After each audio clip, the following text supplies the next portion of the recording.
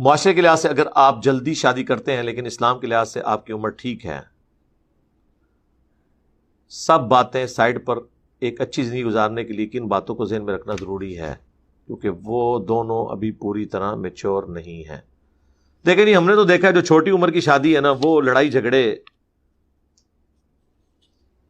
کا سبب بنتی ہے، بہت چھوٹی عمر کی شادیاں۔ اس کا ثبوت آپ اپنے ماں باپ یا ان کے ماں باپ کے بارے میں اگر آپ ان کے واقعات سنیں جو فخریہ آپ کو آپ کے رشتہ دار سنا رہے ہوتے ہیں، انتہائی فرسودہ قسم کے واقعات۔ ساڈے ابا جی دا اتنا روب سی، گھر وڑدے سن کسی دی آواز نہیں سی نکلتی، بڑا بڑا فرعون سی یار۔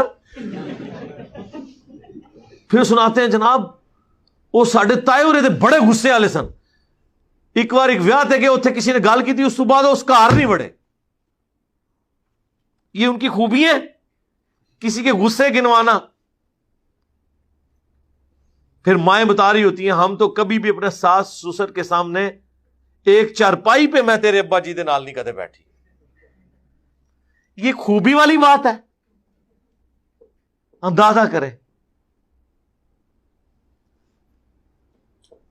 یار۔ نبی علیہ السلام نے تو اپنے گھٹنے رکھ کے نا اپنی بیویوں کو اونٹ کے اوپر سوار کروایا ہے، پاؤں رکھوا کے۔ ہاں جی، بخاری مسلم میں حدیث ہے، سیدہ صفیہ کو، ان کا قد چھوٹا تھا، اپنے پیچھے سوار کیا ہے۔ اور جو کراچی کے مفتی نے کہا تھا نا کہ موٹر بائک کے پیچھے جو ایک ٹانگ ادھر کر کے ادھر بیٹھتی ہیں، میں کہا اونٹ کے اوپر اسی طریقے سے ہی بیٹھا جاتا ہے، سنت ہی چینو تو کہہ رہے ہیں کہ جی۔ پھر اس نے کتنے بےہودہ الفاظ بولے تھے۔ بھئی جو کمفرٹیبل جس طرح فیل کر رہے ویسے ہی بیٹھے گا نا، اونٹ کے اوپر کوئی ایسے بیٹھ سکتا ہے؟ پھر اس نے اس کا ریبٹل کیا، نہیں جی اونٹ کا مسئلہ ہو رہا ہے اور موٹر بائک کا۔ بھئی موٹر بائک میں بھی سارے کمفرٹیبل نہیں ہوتے ایک طرف دو ٹانگیں رکھ کے بیٹھنے پہ، بعض لوگ کمفرٹیبل اسی میں ہوتے ہیں۔ اب کوئی عورت زیادہ موٹی ہے یا اس کا اتنا ایکسپوئر نہیں ہے، یا آپ لانگ ڈرائیو کے اوپر ہیں اور آپ ایسی سڑک پہ ہیں جس میں اتنے کھڈے ہیں، اس میں تو اتنا بڑا رسک نہیں لیا جا سکتا، تو اس میں ٹانگ ادھر اور ادھر رکھنے میں ہی زیادہ کمفرٹیبل اور سیف سفر ہوتا ہے۔ تو اس طرح کی وہ چیزیں، تو میرے بھائی چھوٹی عمر کی شادی میں ہم نے یہ نقصانات دیکھے ہیں۔ باقی آپ کہہ رہے تھے زندگی گزارنے کے لیے اصول، سر اصول صرف ایک ہے، صبر، بس۔ ہاتھی کے پاؤں میں سب کا پاؤں، سب سے بڑا سائز اس کے پاؤں کا ہی ہوتا ہے نا۔ تو ایک ہی اصول ہے، صبر۔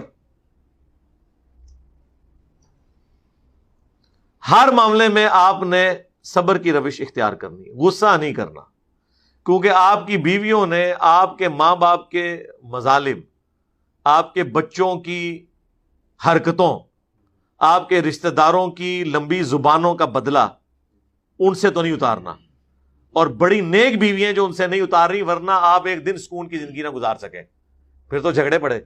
وہ چپ کر کے سب سے سن کے اینڈ پہ آپ پہ غصہ نکالتی ہیں، تو نکالنے دیں ان کو۔ بڑی نیک بیوی ہیں ایسی کہ جو ساس سسر کو جواب نہیں دیتی، آپ کے رشتہ داروں کو ترکی بترکی جواب نہیں دیتی، شام تک آپ کا انتظار کرتی ہیں، رکو ذرا صبر کرو، تیرا بھرا آئے گا نا تو میں پھر ادھر کروں گی۔ نند کو جواب نہیں دیتی ہیں، اپنے خامند کو جواب دیتی ہیں۔ آپ چپ کر کے سن لیں، اس کا فائدہ یہ ہے کہ ان کا غصہ، یعنی آپ وہ جس طرح وہ ویٹ اٹھایا جاتا ہے نا کوکر کے اوپر سے، تو آپ خود ہی آ کے ویٹ اٹھا لیا کریں، کہ ہاں جی کوئی ہے شے، آ جاؤ، ریڈی ہیں، بسم اللہ، آغاز کرو۔ ہاں جی، اور آپ نے وہ حدیث یاد کرنی جو بخاری مسلم کی حدیث ہے کہ نبی علیہ السلام نے فرمایا کہ عورت کا یہ حال ہے کہ پوری زندگی کسی مرد کے ساتھ رہے اور ایک دفعہ بھی تکلیف پہنچے تو وہ یہ کہتی ہے جب سے تیرے عقد میں آئی ہوں میں نے سکھ کا ایک دن بھی نہیں دیکھا۔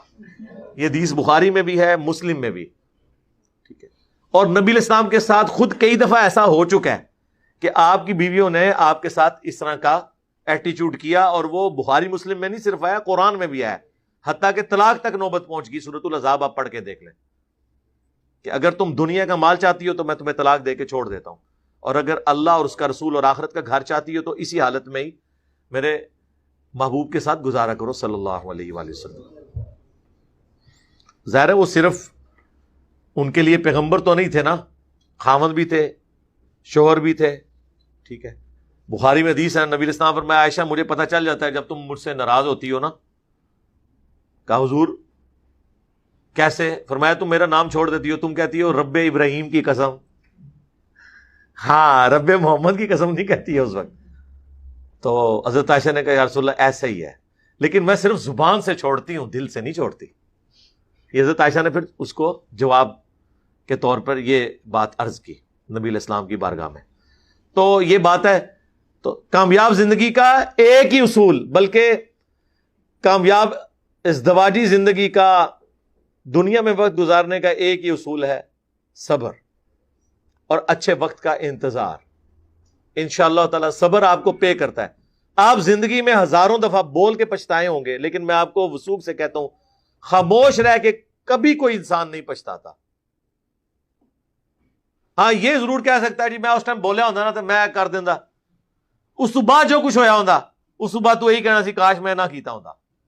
یہ میں آپ کو بتا دوں، خاموشی. آپ کو کوئی جتنا مرضی برا بھلا کے خاموشی اختیار کرے، آپ اپنا کام کرتے رہیں. جیسے ایک انگریز کی کوٹیشن ہے کہ اگر میں راستے پہ چلتے ہوئے راستے میں آنے والے ہر کتے کے بھونکنے کا جواب دوں گا نا، پھر